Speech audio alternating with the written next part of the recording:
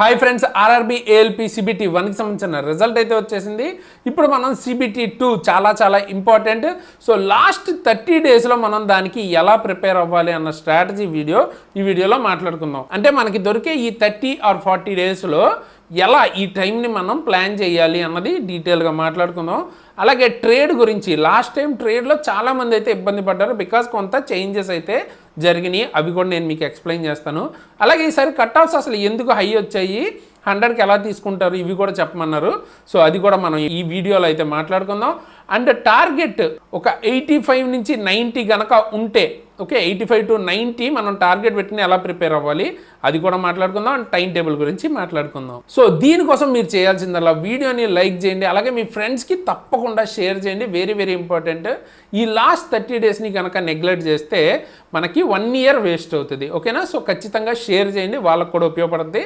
And high పాయింట్లు ఇవ్వడం అస్సలు మర్చిపోవద్దు. అండ్ వీక్లీ మీరు దీనికి సంబంధించి ఎన్ని మాక్ టెస్టులు రాస్తున్నారు అన్నది కామెంట్ అయితే చేయండి. అండ్ మనం ఇందులో మార్క్స్ గురించి కూడా మాట్లాడుకుందాం. సో ఫస్ట్ థింగ్, ఇక్కడ మీరు చూసుకున్నట్టయితే మనకి రిజల్ట్ ఇచ్చినప్పుడే సిబిటి 2 ఎగ్జామ్ అన్నది 12th జూలై తర్వాత ఎనీ టైం జరగచ్చు అని చెప్పారు.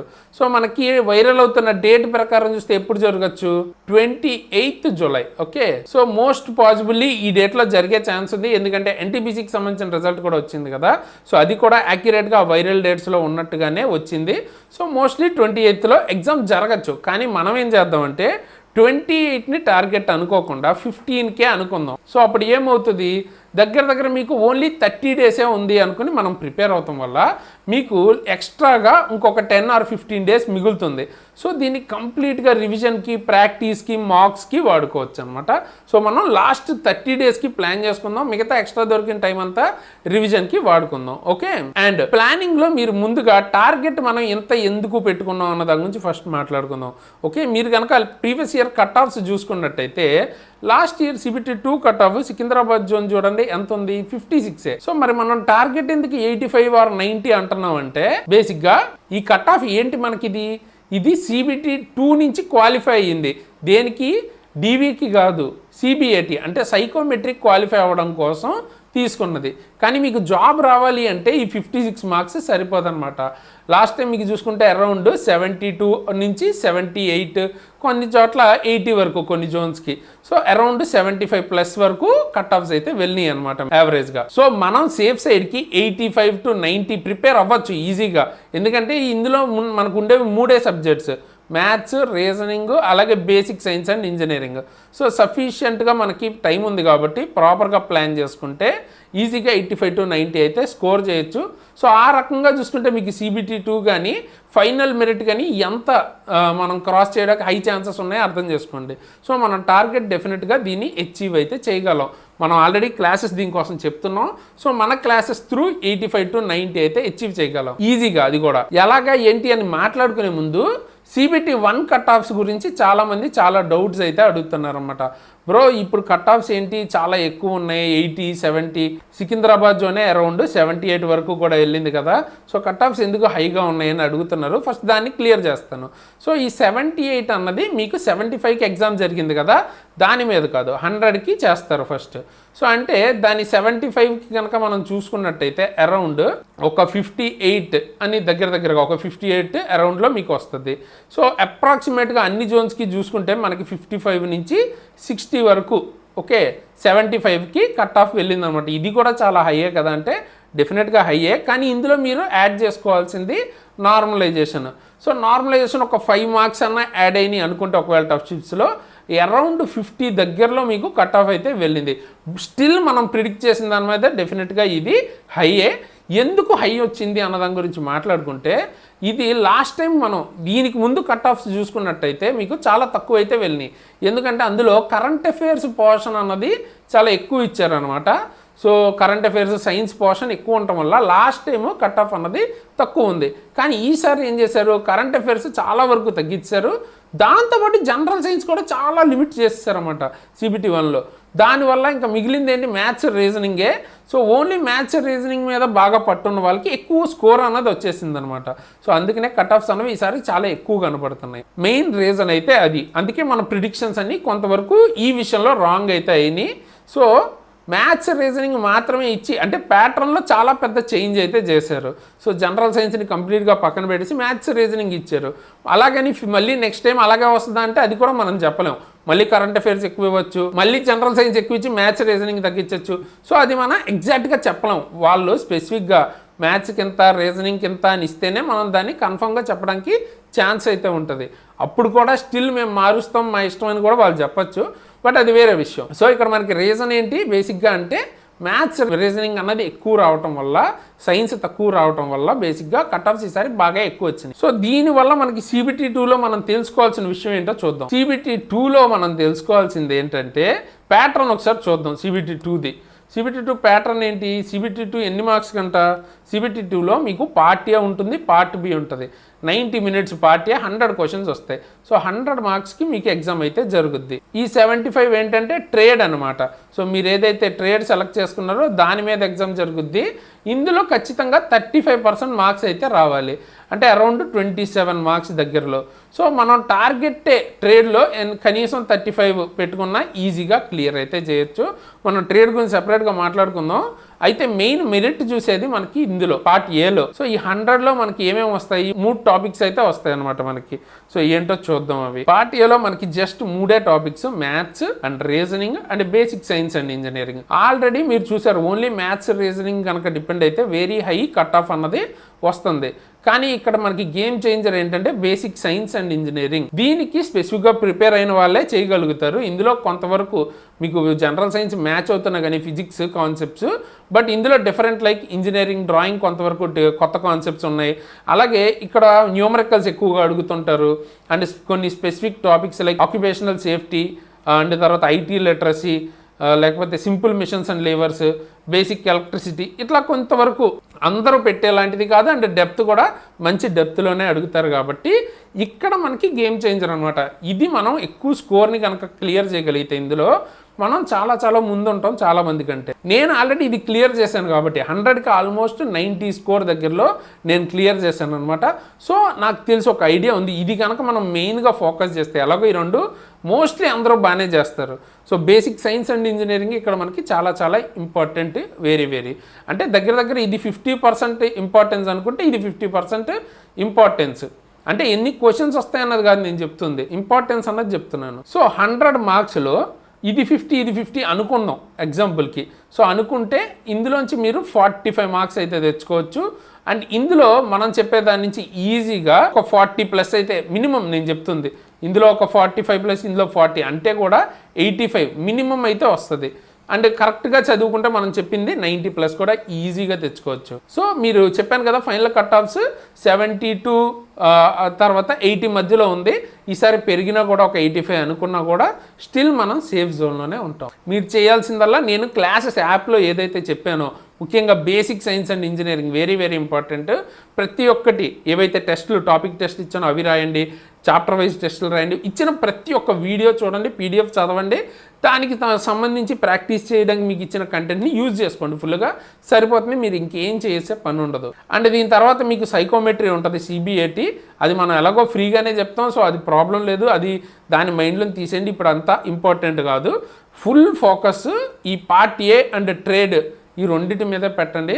అండ్ ట్రేడ్ కూడా ఓన్లీ క్వాలిఫైయింగే. పార్ట్ అనే మీకు మెరిట్, అది కూడా దగ్గర ఇందులోంచి 70% తీసుకుంటారు. అదేంటి బ్రో దీనిలోంచి 50%, తర్వాత సైకోమెట్రీ నుంచి 50% కదా అంటే లేదు, అది ఇప్పటి నుంచి వచ్చే నోటిఫికేషన్ 2026 వచ్చింది కదా, ఆ నోటిఫికేషన్కి ఈ నోటిఫికేషన్కి 70% తీసుకుంటారు. సో మనకి CBAT కన్నా ఇది వెరీ ఇంపార్టెంట్, ఎందుకంటే ఇది ఇంకొక 20% ఎక్కువ మనకి మెరిట్ని అయితే ఇస్తుంది. మరి దీనికి ఈ CBT 2 ముఖ్యంగా బేసిక్ సైన్స్ అండ్ ఇంజనీరింగ్ కావచ్చు, పార్ట్ ఏ కావచ్చు, దీన్ని క్లియర్ చేయాలంటే ఏం చేయాలి? మెయిన్గా మీరు ఓన్లీ MCQs లేకపోతే ప్రీవియస్ ఇయర్ క్వశ్చన్స్ వీటి మీదే ఫోకస్ చేయకండి. ఓకే, కాన్సెప్ట్ నేర్చుకోవడానికి చూడండి. మరీ మీకు ప్రీవియస్ ఇయర్ చదివితే అందులోంచే స్ట్రైట్ క్వశ్చన్స్ లేదా 4-5 MCQs చదివితే అదే క్వశ్చన్ రిపీట్ చేయటం అంత ఈజీగా అయితే ఉండదు. కాన్సెప్ట్ తెలుసుకుంటేనే చేయగలుగుతారు. కాన్సెప్ట్ మొత్తం అంటే ఆ చాప్టర్ సంబంధించి మొత్తం తెలియాలి మీకు.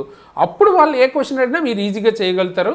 ఇంకా టఫ్ వస్తే మీకు ఇంకా బెనిఫిట్ అవుతుంది. మీరు మాత్రమే చేయగలుగుతారు, వేరే వాళ్ళు ఎవరు చేయలేరు, ఎందుకంటే కాన్సెప్ట్ నేర్చుకుంటారు కాబట్టి. సో ర్యాండమ్ వీడియోస్, యూట్యూబ్లో ఉన్న ర్యాండమ్ వీడియోస్ చూడొద్దు. అంటే అవి కూడా చూస్తానంటే అది మీ ఇష్టం, బట్ కానీ కాన్సెప్ట్ నేర్చుకోవాలి. ఉత్త పీవైక్యూస్, ఎంసీక్యూస్ దాని మీద మాత్రమే డిపెండ్ అవ్వద్దు. అండ్ నేను ఆల్రెడీ మ్యాథ్స్కి సంబంధించి ఇంపార్టెంట్ టాపిక్స్ ఏంటి అని ఆల్రెడీ వీడియో చేశాను. ఎండ్ స్క్రీన్లో నేను తర్వాత మీకు ఇస్తాను లాస్ట్లో. ఆ వీడియో చూస్తే మీకు మ్యాథ్స్కి సంబంధించి ప్రాబ్లం ఉండదు. అండ్ మీకు బేసిక్ సైన్స్ ఇంజనీరింగ్ గురించి కూడా కావాలి అంటే కింద కామెంట్ చేయండి, basic science and engineering important topics ఏంటి.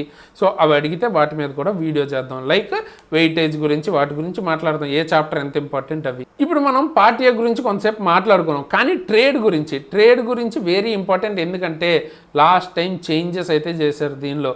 నార్మల్గా ట్రేడ్ ఏముంది, క్వాలిఫైయింగే కదా అన్నట్టు లైట్ తీసుకునేవారు చాలామంది, పైన చూసుకునేవాళ్ళు. కానీ లాస్ట్ టైం 2025లో చాలా బిగ్గెస్ట్ చేంజ్ అయితే చేశారు. ట్రేడ్ అన్నది మీకు 75 మార్క్స్ అయితే ఇంతకుముందు 75 మార్క్స్ ట్రేడ్ మీదే వచ్చేది.